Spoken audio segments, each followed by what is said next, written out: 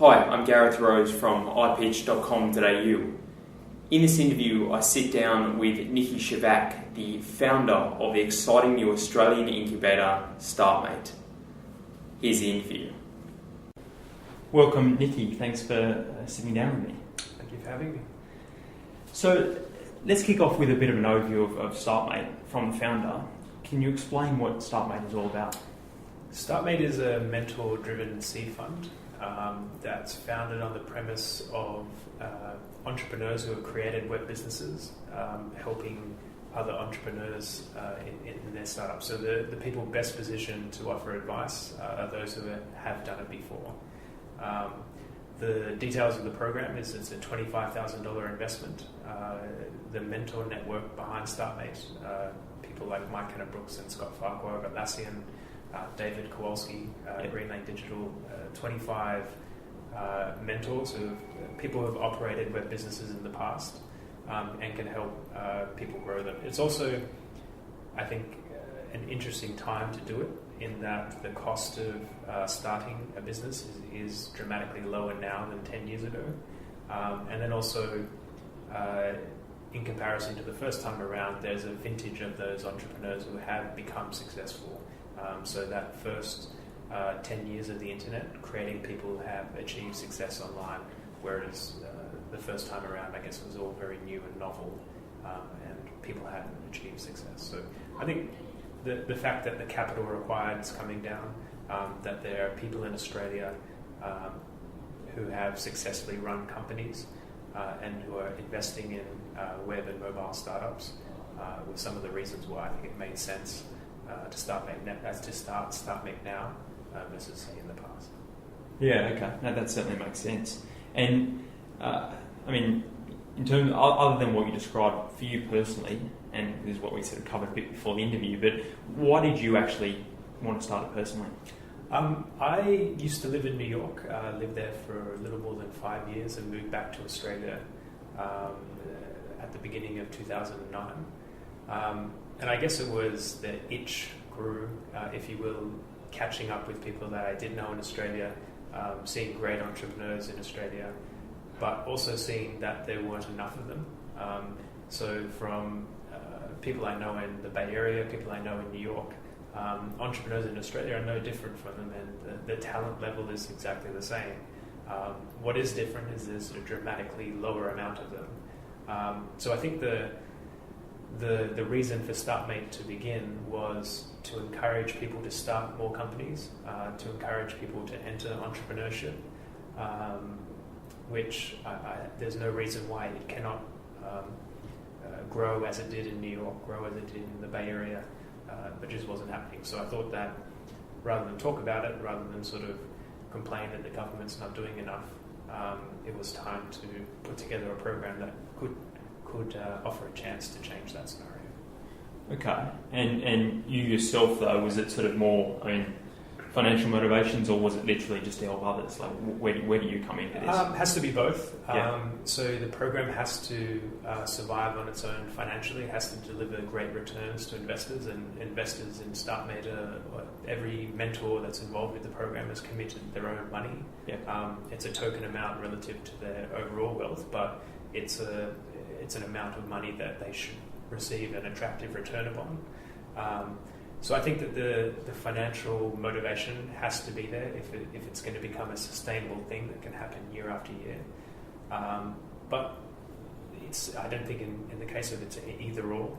I think it's a both, and so when they both happen, that's sort of where the magic happens. Okay, great. And a little bit more background, and correct me if I'm wrong on any of these points here, but from what I understand, you got all the mentors on board, and you raised the Startmate fund last year, and then in the last quarter of 2010, all the mentors got together and selected the 5 startups that are in the first program.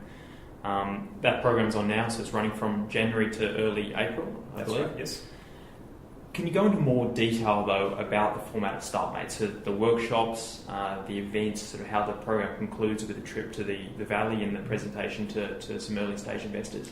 Yep, so it's a 3-month program, and I would say the major goal is to help people waste less time. Okay. I think when someone starts a company, there are thousands of things that they can do and thousands of things that they can do that has a positive impact on the business.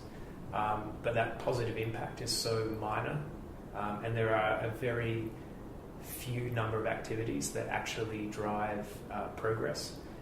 So I see the role of Startmate as helping people waste less time, and I think in web and mobile companies that Startmate would invest in, the risk isn't that they can build a product. The risk is that once they do, no one will care.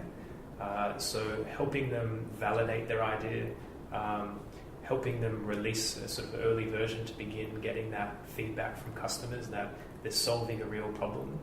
I think that if they have customers, whether paying or about to pay customers, that's the real oxygen for a business. So getting that oxygen in an earlier stage as possible. So there's some of the main aims. In terms of the structure of the program, mentors come in and speak about their own experiences, help startups with problems that they're working on. There's a mailing list where everyone communicates. And then the program culminates in 3 demo days. So one is in the Bay Area, and then we have a demo day in Sydney and Melbourne in the first week of April. Okay, so across the 3 months or so of the program, basically the 25 mentors just come, on maybe on 1 week, one come or a few come, and then the next week it just proceeds like that throughout the whole program, and then you're sort of overseeing it. Is that how that works? Yep, that's a fair characterization. So each week we have sort of 2 sessions, a few mentors per session. Also, as well as the mentors, other interesting people in the technology community, but founded on the premise of entrepreneurs helping other entrepreneurs. I think that's the theme throughout. Okay, and let's delve a little bit more into that, because you've modelled Startmate off the success of other incubators like Combinator. However, it seems like there's a particularly strong focus with Startmate on mentorship. Mm-hmm. How come there's such a strong focus? Because I think that without it, people run off in 1,000 different directions that don't make a huge impact. So by cutting that out, I think that the reason why it can be successful is because it can have such a dramatic impact on the business. The other thing is that the dynamic of raising money, it's not going into a bank and filling out a form. It's based upon relationships. And often the people providing capital to young startups in Australia are entrepreneurs themselves. So one dynamic that has worked quite well in the US, particularly with TechStars, is that the mentors, so each startup connecting with 1 or 2 mentors, and that mentor then putting their hand up and saying yes to investing $50,000 or being the first investor to say yes, which then helps the company pull together the larger angel round. But encouraging that dynamic, I think, is also a powerful way to encourage more angel investing in Australia. But I think that, ultimately the prioritization of time can help people find out and learn much quicker and develop and create a real business much more quickly. And then also the experiences of the mentors, the introductions and connections that they can bring to customers, partners and investors, I think is just an incredibly powerful dynamic that the reason why you have seen success in TechStars, Y Combinator, Seedcamp, many of the other programs around the world. Okay, yeah, you've explained that well. How did you, though, prior to starting this, how did you get all the mentors together and on board? It's people that I have worked with in the past, and maybe like their friend circle around that. I also think that the way that I have operated businesses in the past is to do something right away and learn what works and what doesn't. So there were a lot of people, I think, that had talked about starting incubators, starting similar programs to this. But the most important thing is just to actually do it. So to draw a sort of line in the sand so we can do at least just stop talking and start doing. We'll learn what works, where we go wrong, what mistakes we made, improving how we run the program, but we just need to run the program. So with that sort of contacted people I know. They're all very interested, all committed money, and actually on the mentor side that happened very quickly. I would say within sort of a month, the 25 people had come on board with a yes and commitments to the fund. I gather particularly when they hear that it's happening, you're doing it, and then all these guys that they know are jumping on board, sort of they want to be part of it as well. Yeah. So, okay, great. The program itself has a pretty narrow emphasis. You're getting technical founders and you're looking for web and mobile businesses. As you mentioned earlier in this interview or our chat beforehand, these startups have got generally pretty low cost, so they can do a lot with the 25 grand that they get as part of the program. And you've got all these mentors who are, I guess, second generation tech Australian entrepreneurs. So they've got really deep experience in building basic tech startups. That's still pretty broad though, so I want a bit more detail. You've obviously got an opinion of the type of startups and founders that would be most suited and would literally thrive in this Startmate environment. So what are you actually looking for? So we invest in technical teams, and so everything focused around the product. I think if you look at all the great companies, they're driven by people who have such a passion for the product and the problem that they're solving. And on the sort of downside, startups, things will go wrong before they go right. So startups don't grow in a linear fashion. They sort of toil away in this obscurity, and then they sort of figure something out, and then all of a sudden learn different things. And people often think that's an overnight success, but when you're in the initial period of toiling away, experiments that fail, things that you assumed would be right or wrong, I think to have the founders as the developers, designers, the product people, means you can survive with very little money. So assuming that things will go wrong before they go right, assuming that the company can't raise money, then you want that team to be able to make meaningful progress without money. So in some ways it's learning from the companies that have succeeded tremendously, and on the other kind of realistic or pessimistic view, if things go wrong, you can still make great progress with the team without money. Okay, so and that made a lot of sense. Let's go and look at the actual. I mean, the actual winners of the first round, and it doesn't need to be specific about each one, although certainly it can be. Why did you choose those guys? Like, what did they have about them? Was it the idea, or the founders, or their traits, or can you explain that a little bit more? I think that, if you look at the three things, team, the market, and the product, that's the order in which we would evaluate opportunities. And in some ways that's because we're investing at the very earliest of stages. We assume that every assumption will be wrong, but what we're looking for is great teams, first and foremost, and great teams chasing after a market that we believe will be a large and growing one. And then sort of thirdly, if you have a great team in a great market, the product will adapt and to fit into that market over time. So the first version of the product may have no semblance to what it actually ends up to be. But if you have a great team in a great market, you can kind of navigate that. So in terms of what we look for, it's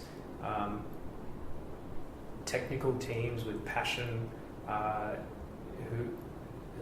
the team being the primary decision point, and then markets that we believe are exciting, but also that fit the experience of the mentors. So it's important that mentors are an incredibly general word, but people who've actually run businesses in the same context of what those companies are doing to be able to help with different things. So it has to be a narrow focus because it has to match the experience of the mentors. Otherwise, I think the likelihood of adding value or giving the business a greater probability of success is lessened if the mentors don't operate in exactly the same sort of confines as the new startups as well. Okay, yeah, that certainly makes sense. One point I want to clarify though is in terms of technical teams or technical founders, are you looking for every member of the founding team being technical, or could it be, say it's a three co-founding team, two of them technical, one of them business as such? Yeah, as long as they have that. And also technical in terms of not academic smart, but hacker smart. So hacker in terms of the meaning of the word, in being able to create something under extreme constraints of time or resources. So people who can get a lot done are really productive people. But in terms of the dynamics of the team, that would be perfect. It just has to have those technical people. Otherwise, as things go wrong, the chance of failing for a company increases if you have to pay outside people to be the technology team. And then also I think that if you have those technology, if you have the developers and designers in your own team, you react and you move with a much greater speed. So it can be technical people plus business founder, or it can just be technical people. Okay, no, great. In terms of the actual selection process, was it basically that all the applications came in, the 25 mentors basically got to look at them in some sort of system, and then basically they were just highlighting the ones that they thought were appropriate, and it sort of went through to some sort of vote? Or can you talk a little bit more about the actual selection process? Yep, so we had 86 applications. The application was a series of video answer responses, so I think that the fact that it was video rather than text, I think you get to know someone and you get to pick up sort of that visual cues. You can tell if they have passion for what they're doing, and that sort of comes through with the video. Out of that, we chose 11 finalists, and the 11 finalists were determined by the voting of the mentors. Okay. And then we had an interview day, so it's sort of almost like a Startmate for a day type event, and that's mixed in with a final interview round process. And out of those 11, made offers to 5, which all 5 accepted. Okay, great. And that makes sense. You mentioned earlier that the program only goes for 3 months, and that being a reasonably short amount of time. What actually stage you hope to get them at by the end of that 3 months? Hopefully with a launched product and some sort of validated learning. And what I mean by that is some sort of feedback from the market. So whether it is a few paying customers or several different experiments, or the usage metrics around the product, to get them focused on those things right away. And although the program finishes after 3 months, that's not sort of the end of our involvement. We're an equity holder in the company. We're going to help the company with whatever it needs helping with for an infinite timeline, as long as we're involved with the company and as long as the company finds our help useful. So the 3 months is meant to create a sort of constraint of almost like a set of deadlines for them to undergo this process. And then I think at the end of the 3 months, be ready to raise money if they'd like, or be ready to grow their customer base from their initial experiences. So to borrow some, I guess, terminology, would you say that you're trying to get them to a stage of product market fit, so that they've proven it, they've done the testing, and then they're pretty much level to, I guess, scale now? They're basically level to carry on with what they're doing and raise funds or grow or whatever it is, rather than being at a stage before that where they're still wondering what the hell I'm doing? Yep. And important to note, they're probably only the first steps on the way to product market fit. Okay. I wouldn't expect anyone to have product market fit.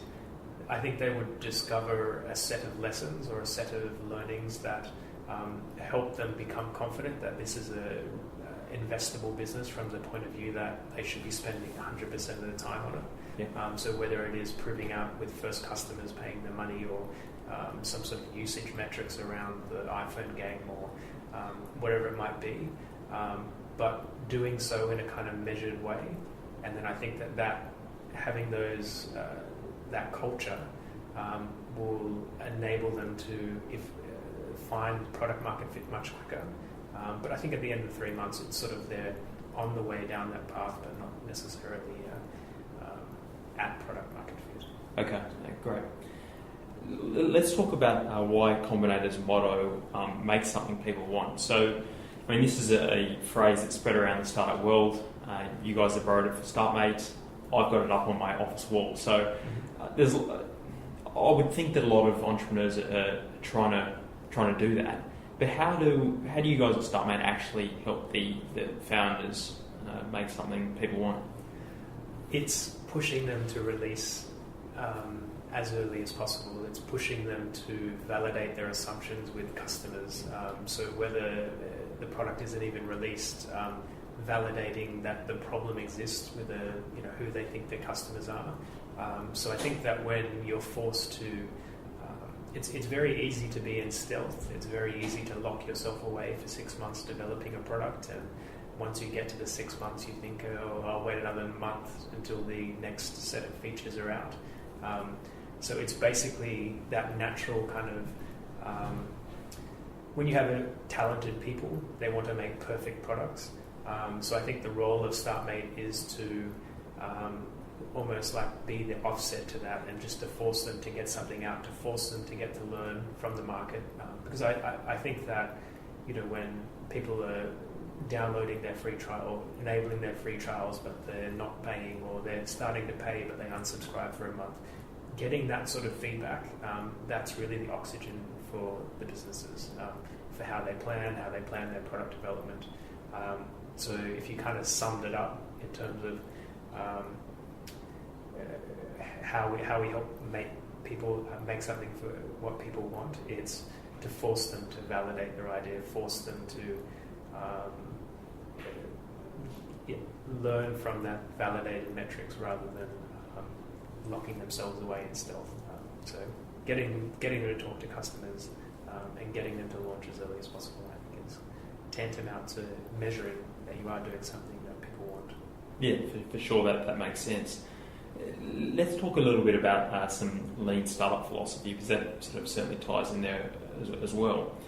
To break it into some simple lessons or some key points, what would be some of the sort of lean startup principles that you're really trying to drill in to these founders? The culture of metrics, so to measure. So the lifeblood of startups is ideas and crazy assumptions, and that's the magic of businesses. But to also have the founders be humble enough to measure what their claims and assumptions are true or not. So if it's helping them set up what are the most important metrics to measure. So that's, I think, one set of activities around being a metrics-driven organisation. Yeah. I think that different things, so being not waiting until your product is built before you sell it. So whether it is getting commitments for beta trials, or whether it is putting up an AdWords a landing page and driving traffic from AdWords and Facebook, and realising what keywords and what demographics people are responding to. Putting up different versions of that landing page, so you might have 4 different value propositions. So you might think that your product solves 4 different things. Making a landing page for each of those 4 and seeing what one has the highest conversion rates, of what's the most important feature, I think. And also when you're launching, to have as fewer things as possible, because I think if you have a product with 10 different features and you launch it and it doesn't work, which of those 10 or it does work, which of those 10 cause for it to work? So if you have a little amount of features, you're much more confident that those features are the ones that are failing or succeeding. So having sort of simplifying things and putting everything into like a very experiment-driven approach, I think, is what lean startups are about. Reducing waste is kind of the lesson I've learned from lean startups, and so validate everything before you go ahead and take 6 months to build the perfect product. Okay. So it's really about, just to sort of try and summarise that, so make sure I understand it. It's really about having the idea initially, the hypothesis of what you think is going to work, working out a metric that you can actually analyze that, actually making it happen, going out and then doing it and actually testing it in order to get those results that you can measure, and also really focusing on getting, I guess, basically a minimum viable product, putting that out there and then using that to test, that you really know what's the simplified features that are really appealing to the market. Yes. Is that okay? Yep, that's fair. Okay, great. Okay, so the program's been running for, say, 5 or 6 weeks so far. We're sort of towards the end of February now. What's been achieved so far with the startups? So most startups have some semblance of a product. They have people using it. Some have paying customers. All of them sort of have a handle on the ease of use or the hardness of acquiring customers. Usually they've gone through a few different pivots. I hate the word pivot, but I'll say pivots. In the same, I guess the product that they started with is still at the same, the core, the same as what they started with, but appealing to different customers and appealing to different uses than they originally thought. So they thought the product was solving this problem. People started using it, and they're using it in a different way, and they're sort of now prioritizing their product development to take it that way because people are willing to pay money. It's using what they had thought was useful, but just in a slightly different way. So I think kind of adjusting to different problems to solve, but at the same having that same core product. But I think that kind of activity will happen all throughout the lifetime of the companies. It's just getting in that rhythm, and getting them to adopt sort of that culture of validated learning. Okay, that does make a lot of sense, and so it's getting them to adopt that, and then also I guess accelerating the process initially from the start off, and then hopefully I'll keep having that the validated learning ongoing, but then they'll have all those connections and everything else that we've set up. Yep. Okay, great. Are there any sort of themes that have kept coming up with the startups from the program? So to give you an idea, it might be that the word, focus keeps coming up. You keep talking to all the startups, guys, you need to focus, or hey, you need to test, or you need to simplify your message, or some sort of, I guess, theme or lesson that you've sort of noticed keeps coming up with them all, that's come out of the program. Get it launched, just go out and do it, don't stop, don't make up excuses. I think that there's so many reasons why you want to wait, but just get it launched, just start now.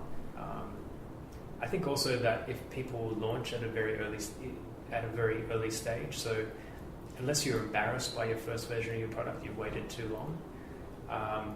But the quicker you launch, the less kind of emotionally devastating it is when it doesn't work out. But I think if you wait 6 months and you have in your mind this fireworks type event when you launch that you'll immediately take off like a rocket, if you will, when that doesn't happen, it's extremely emotionally devastating. So just by launching as soon as possible, by always having small failures, I think the startup process is an emotional roller coaster. One day you're going to take over the world, the next day you're more depressed than ever.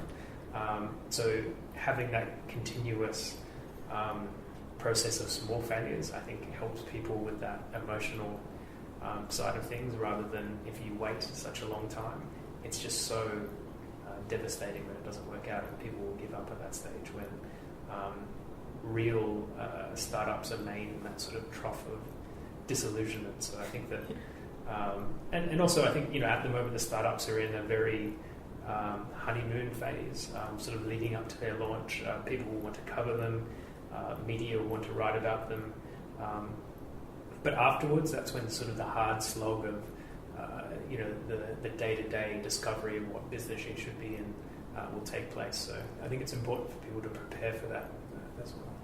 Okay, and I gather by you saying that you're hearing a fair bit from the startups, we're not ready to do this yet, and you guys have got to keep saying, no, launch it, put it out there. It's a natural if you're used to producing high quality work and you Yeah. have some high level of talent in whatever you do, naturally you want to do the best that you can, and so naturally you want to put out a perfect product. So it's an unnatural thing to launch it early, but it's so important too. So it's almost trying to offset that natural inclination for perfection by pushing them the other way and saying launch. So they can get that early validation and it all starts. Yeah. Okay. Good. Now, obviously, you're bringing in these 25 odd really experienced mentors, some of which you know probably quite well, and others sort of maybe less so. Have you heard any sort of big lessons yourself from the mentors, or they come in and explain something and you've gone, wow, like I've never heard that explained that way, or that's a great way of describing that concept, or something that you've sort of learnt yourself from the other mentors? There probably is, but if so, what are some of the things you've learned?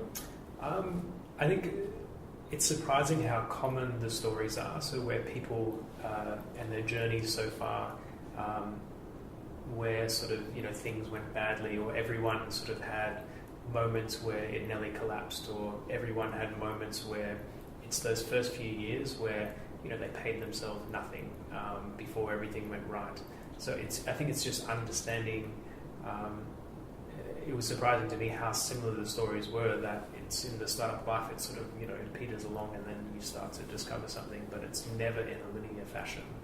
So that there's always, it sounds like there's almost, in every case, or for majority, literally, they're going along and they could well just fall apart until they suddenly take off. And then everyone looks back and goes, well, you must have been rocking it from the start, but it's not really true. It was up and down like everyone else. Absolutely, yes. And also that many different aha moments, and I guess the aha moments can be described as product market fit, but a few moments in each company's lifetime where they do figure out something that works really well, and those are often the inflection points in the company's life. I think that's another fascinating thing. So, the non-linearity of startups, I think, is a lesson that has been hammered home through all the kind of mentors sharing their experiences. Yeah, okay, quite interesting.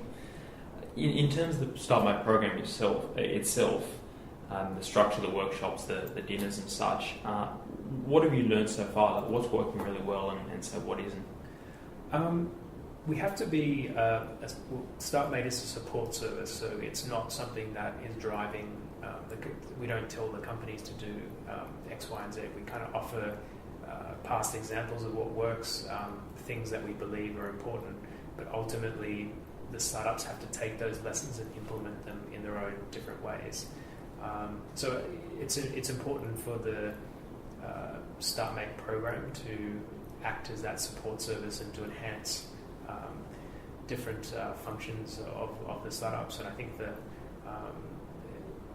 one valuable thing is that Startmate mentors can introduce the startups to early customers or early testers of the products. That's been an incredibly valuable activity, if you will.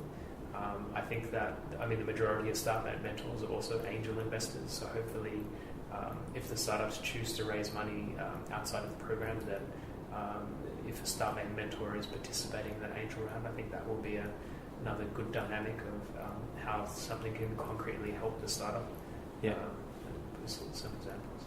Okay. And the format, so the guys, a couple of mentors come in once a week or so, that is working really well, and the founders are all engaged with that, and it's sort of there.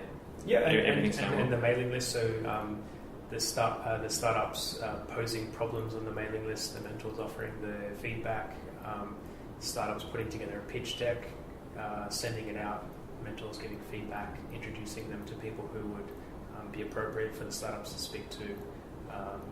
To say that Startmate has a structure is, to me, sounds more grand than it is, because it's basically the lesson is that we'll do anything we can to help support startups, and the initial assumptions around the mentor sessions and the mailing list and all these different other things, the demo days and the trip. it's testing out that it's working and not. But ultimately, whatever the startups need will help to get done, if you will. Yeah. Okay. Great. When will the next round be, by the way? I think so. We'll run the next round a similar time next year. Okay. But I think that it's important to, once we complete the first program, once we see the startups progress in the months afterwards, that's going to be where the real lessons we've learned from the program. But certainly, it's so important to run this every year for the next, say, 10 years, and that's the only way it will make a real impact in the community. To be a sort of building block in the Sydney and Melbourne and Australian startup community is if we do it over the longer term. I think that at the moment, sort of this concept of a Y Combinator or TechStars is interesting and trendy, and in a few years it probably won't be, but that's the most important time to keep running it. So Startmate was set up with a very extremely long time horizon, and I would hope that the program exists in decades to come. Okay. And I'm certainly assuming then you're just going to bring in, I guess, the fresh, maybe the third generation or whatever you want to call it, or second generation of successful entrepreneurs, and bring them in as new mentors, and it'll just be like a community-driven type. Yeah, absolutely. And also I think the value of Startmate will increase as the number of programs increases. I think if you look at, say, Y Combinator, for instance, the value of the alumni network of that only grows with time. So I think as we run more programs, as more startups choose to take investment from Startmate, that alumni network will also be probably the most valuable thing, I think, over time. Okay.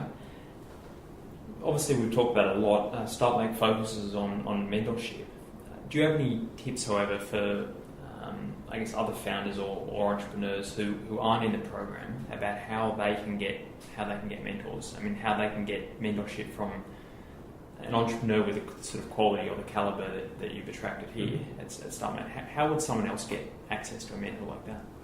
I think all entrepreneurs are extremely empathetic to new entrepreneurs. So even just emailing them out of the blue, every person who is an entrepreneur remembers the first time they set out to start their own company, the difficulty, the kind of loneliness of it all. So I think that every mentor, just email or connect via LinkedIn or ask someone, do they know this person? And I think that if you asked any of the mentors out for a coffee, they'd always say yes. So I think that just don't be afraid to ask.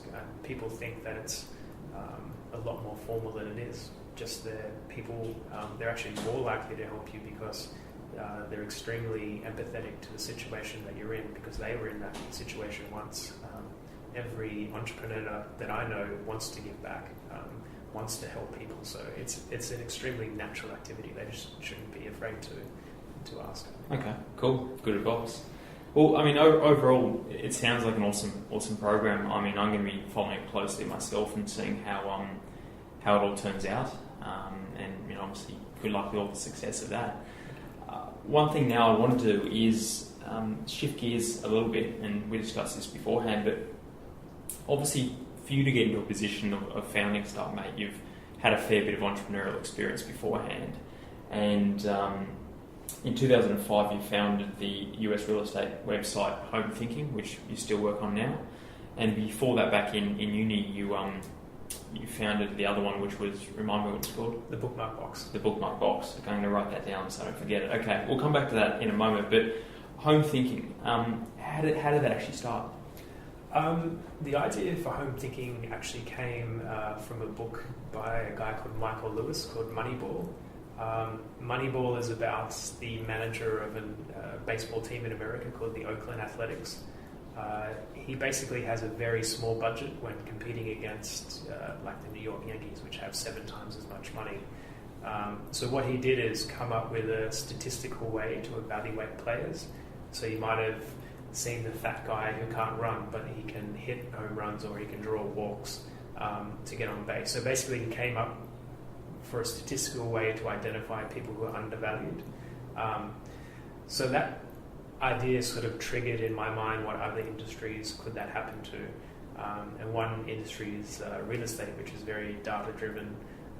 And so the idea that we could help homeowners choose a real estate agent by ranking their agents on their past sales history. So whether they got a good price for a house or not, whether it took them a long time or a short time to sell the house, what kind of homes they specialised in. That sort of was the foundation for home thinking. And the company, I was living in New York at the time, raised an angel round. The company is now profitable. It's a small business, but it's a very fast-growing one, a profitable business. And we acquired a competitor last year called Incredible Agents. And then also from my personal angle, if you will, starting to take some of the money from home thinking to invest and become an angel investor myself. And the selfish reason sort of behind Startmate was for me to become and to learn what works and what doesn't as an angel investor, which I guess leads us to today. Okay, yeah, certainly. So just to clarify, were you looking out for a business to start when you read this book and when you basically when you started out, or were you sort of, that's a great idea, I have to start? Like, well, how did that dynamic work? I had many different ideas. It was at a stage where, for sure, I wanted to start a business, and it was a matter of my best idea at the time. I had a few others. One sort of other close second, if you will, was a company based around search keyword analytics. So basically, you could tell what keywords were working and what weren't in terms of conversion. So as a marketer, you could get almost like a Nielsen or a ComScore view into what keywords were most valuable and what weren't. Yeah, okay. But that home thinking sort of won out over that, yeah. Yeah, okay. And in terms of actually starting it though, did you, we actually haven't discussed it, are you technical yourself? Like, did you build the website and like how did that all work? I did a sort of computer sciencey business degree at university, so I did code. I didn't code with home thinking, and I think that one mistake I made was being a single founder. So I think that if I was to start another company, it would always be with a technical co-founder. That's one mistake I certainly made. And I think also with mistakes, it doesn't mean the business will fail. It means that you have a lower chance of success. So you can still succeed, but I think it's just a lot harder to succeed. Yeah.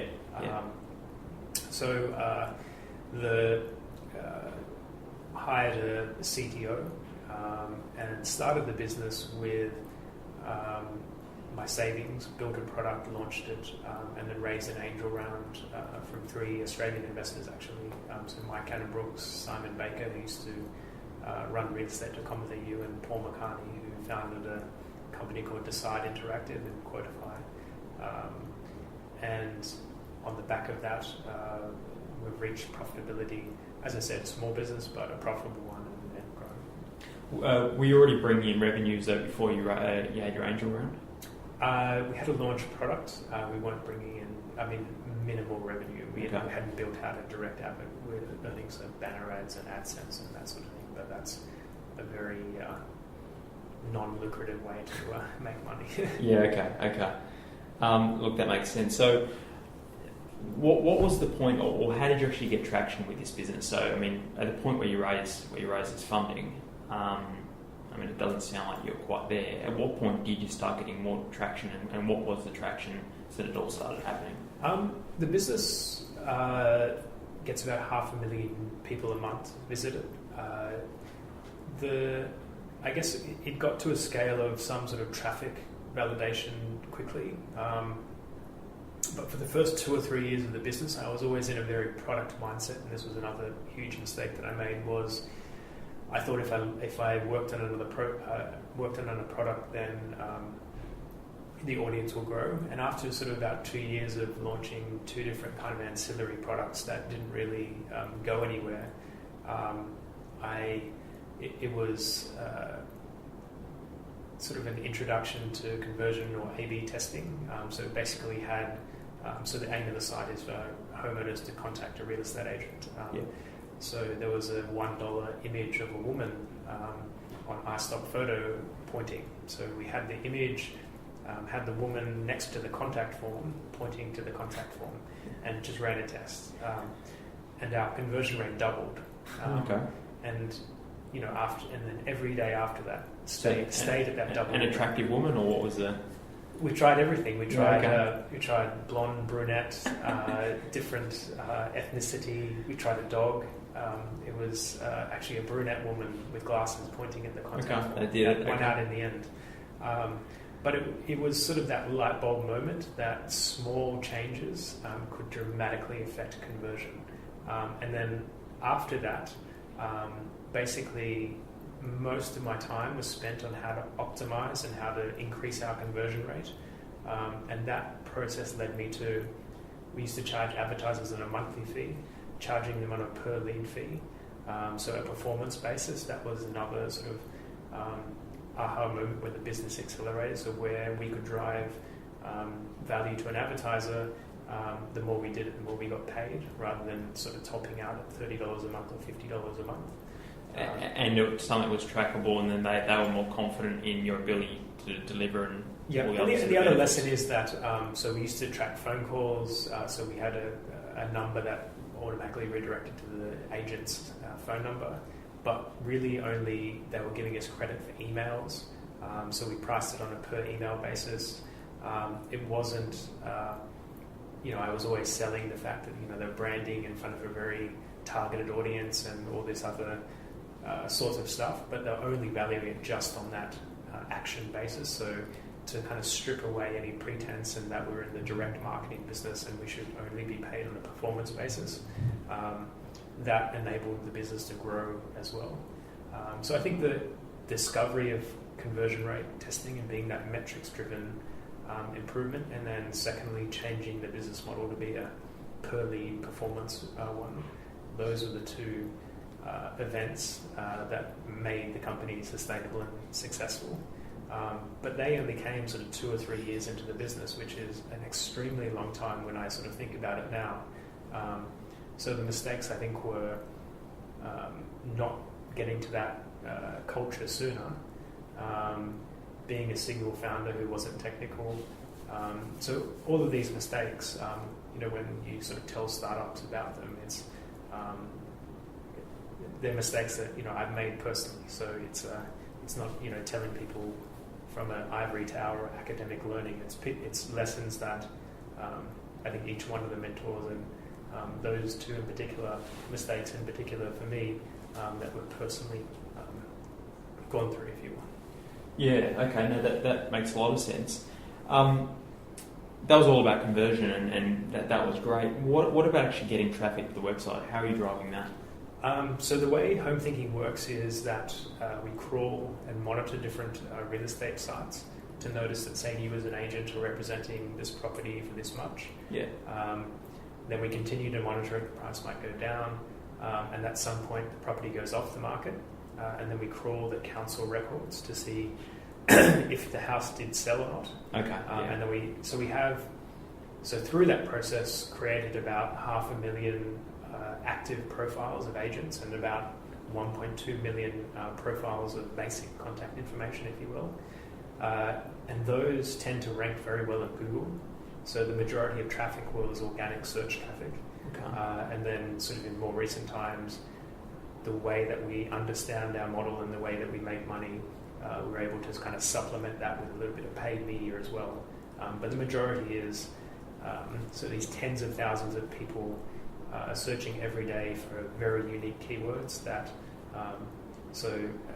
each day tens of thousands of people search on tens of thousands of keywords that drive 1 or 2 people a day. So, and the keywords in this case might be, is they're looking for a property in a particular suburb, and this type of agents, they might be right. Say Redfern, which is where we are here now. Redfern property, 500,000, whatever, some other thing like that, and that's the Redfern real estate agents or Redfern realtors, Ray White Redfern. Okay, and you've all just these got different all that permutations stuff. and best realtors in Redfern, best agents selling apartments in Redfern. those sort of terms. Yeah. And you've just got all this content, and hence why you come up. Okay. So I think you said you've got something like 500,000 agents on there. Have you built in terms of a lead gen, have you built relationships with each of them, or how do you actually? The other thing is, so real estate agents, in particular in the US, have scores of companies calling upon them every day. We used to have an inside sales force, we used to have a direct sales force, but it's very hard to establish credibility quickly in that manner. People aren't going to take risks. So the way we found that did work is that if we offer value up front, so once the realtor had received a few contacts through the site, that's the time that they thought home thinking was credible in their mind and they wanted to learn more. So then each agent can create and maintain their free profile, and having a generous free offering, and then sort of 7 or 8% of those then turn into paid advertisers who pay to be featured in the cities that they cover, and so on and so forth. And so the way the business works is that people come to the site, contact realtors then are intrigued to claim their profile, and then a small percentage of those then convert into a paid advertiser. But so looking at that, if you can sort of optimize the people emailing agents, which means more agents would claim, which means more agents would then upgrade. That was the conversion funnel that worked extremely well. And also, once those sort of breakthroughs had been made, it's actually I lived in Paris for a year, so that was sort of to see whether I could run a US business not from the US. And actually, that's one of the better years, and those breakthrough moments happened. And then moved back to Australia. But it's a completely US business. There's 9 people, all distributed around the world. Some few people in San Francisco, 4 developers in the Ukraine, 2 in Pakistan, a designer in India, a search engine marketing guy in Buenos Aires. That also being able to work with a distributed team through places like Odesk, that was another sort of breakthrough in how to run a business for myself as well. So, and being over here though, it is working fine. I mean, I actually might come back to it at a separate stage about having a company in the US, but that's sort of something else I'm looking at the moment. But in terms of that dynamic, setting it up and then now living over here, it is all working fine though, isn't it? Yeah, I'm continuing to grow the business. It's not ideal from the point of view Australia has a bad time zone overlap, but from the importance of being able to grow a business, certainly that hasn't hampered it in any way. When you actually were in New York, and this is something we talked about at the very start, and one of the reasons why you wanted to start Startmate was because there's a dynamic over there of entrepreneurs and things happening. Can you talk a little bit more about that? Say if an Aussie entrepreneur goes over to the US, or in your case New York, rather than say at the other coast, what goes on in New York? I think it's just a set of events, a set of entrepreneurs working on similar sort of not competitive companies, but similar kind of businesses all operating around the web. And I think that the magic of New York was that no matter how arcane or obscure your interest, there were like 10 other people that were really interested in it as well. Whereas we think that the internet is an interest in Australia.